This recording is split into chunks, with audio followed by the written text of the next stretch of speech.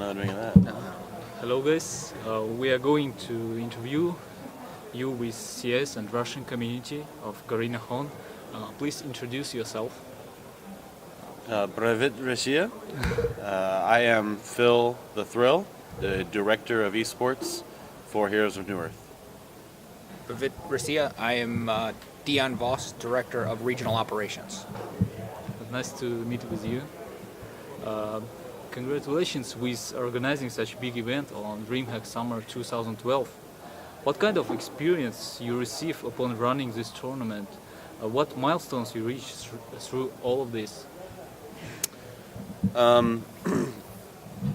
When we first started to plan DreamHack, it was very difficult for us to decide how many teams we were going to invite and what regions we were going to invite as well.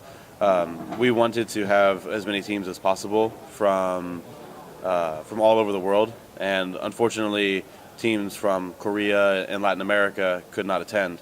So we ran into some issues with making sure that we could get all the teams into one place. But as far as milestones are concerned, this is the biggest LAN event prize pool that we've ever had, so $60,000 US. That's a lot. And we have the largest prize pool at DreamHack this year, so it's another big milestone for us. We also are very happy about the growth that we've seen in Southeast Asia and in CIS, with Garina helping out very much by sending their teams out to this area. So, I think the biggest milestone that we hit is probably having a truly international event for the first time. That's really, that's what I was going to pretty much say, that for us, for the regional department and for S2games, the biggest milestone we hit was the ability to, have Garina step up as big as they did, send us a couple teams, the best that they have for their region, and make the kind of groundwork of something that's going to be, in the future as well, for us to hopefully continue coming back here and putting on this event, bringing the best around to a kind of centralized local area and letting them battle it out in our game. That's great. What is the biggest issue or challenge you face during preparations on DreamHack? Well, like I said, I think it was just trying to get the teams together. After we had all the qualifiers finish, it was difficult to communicate because of time zone differences and because we don't have access, or I don't, when I was trying to get all the player information, I don't have access to the replays for Garina in CIS or in Southeast Asia. So definitely communicating with the organizations and making sure that people were where they needed to be was, I think, probably the most difficult thing for us. Yeah, I would agree. Just the preparation of an event like this big. I mean, it's the first time we've done something like this, and it's we've learned a lot during this process, and I think I'm very excited to see what comes next, I guess. But the biggest hurdle to climb is anytime you put on an event this big. I mean, there's a lot of people behind the scenes that we don't see, and that's right. really what makes DreamHack happen, and makes this qualifying event happen currently, and the final's going to happen tomorrow. So. I'm really happy that S2games supports such a big international tournament. And I have a question for you. In your opinion, what team has a favorite tag, and what team can be considered as a dark horse with surprise? Well, Fnatic is certainly the favorite. I mean, they are now 3-time DreamHack champions. They've won the last 3 in a row, and the first tournament that Heroes of New Earth had at DreamHack was in summer of 2010, where Fnatic came in 2nd place. So they've been to the finals of every single DreamHack that we've ever had. So they're definitely the favorite to win. But I actually think that any of the Garina teams, the CIS team or the Southeast Asian teams, could definitely come out and surprise some people because they don't have experience, or the international North American, European teams don't have experience playing against them. They can definitely surprise a few teams out there. In terms of international championship, what is the difference between organizing HON International comparing to other games?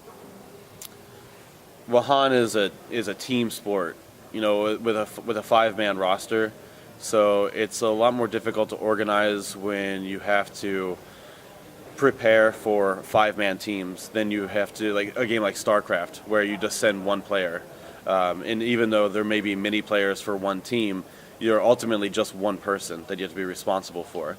And I think definitely having these 5-man teams makes things a little more tricky to organize and make sure that everything is done the right way and in a very quick fashion. Deon, how much is overall budget of this Dream HON? Do you plan to increase prize pool on the next DreamHacks?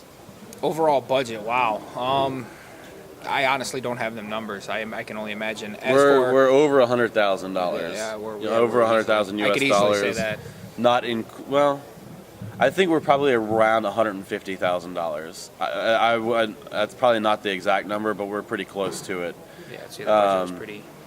We've extended the budget a few times to make sure this event happens. Right. So, because we care so much about this event. But as for the future prize pools, it really depends on, moving forward, how successful this event can be. Hopefully, we can continue to grow the prize pool. Like Phil said, currently we're the biggest prize pool here. So, and DreamHack is a pretty big deal. So, it's nice to see that we can come in as big dogs in this big event. Yeah, I think looking at what we do and what kind of exposure, like the community that we're able to reach beyond just the North American and European scene, I definitely would like to see what the reaction is in the CIS territories as well as the Southeast Asian regions, because that's ultimately, I think, what's going to guide the future of Dream Han as far as whether we have a second Dream Han. But right now, I'm pretty comfortable saying that, we will have a presence at DreamHack Winter, and we definitely intend to carry on the Dream Han tournament name. And depending on the prize pool, depends on what kind of reaction we get from our players. So, if it's a very positive, successful reaction, then of course we would want to invest that money into that experience as well.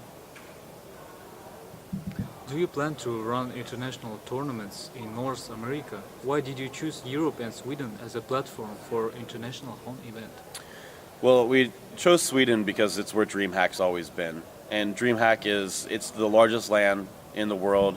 The atmosphere that you feel when you're at DreamHack is just incomparable. There really is nothing like it. And as far as North America is concerned, the LAN presence just isn't very strong in North America when you compare to places like Russia, for example. Kiev has a large LAN exposure, and Southeast Asia is a large LAN community as well. But in North America, there's not a whole lot of LAN gaming. Most of it's done from home. However, I do think that in the very near future that we may run some more North American style tournaments, because as an international game, Heroes of New Earth needs to be available on an international level at local events. Okay. Do you have any greetings to our CIS community?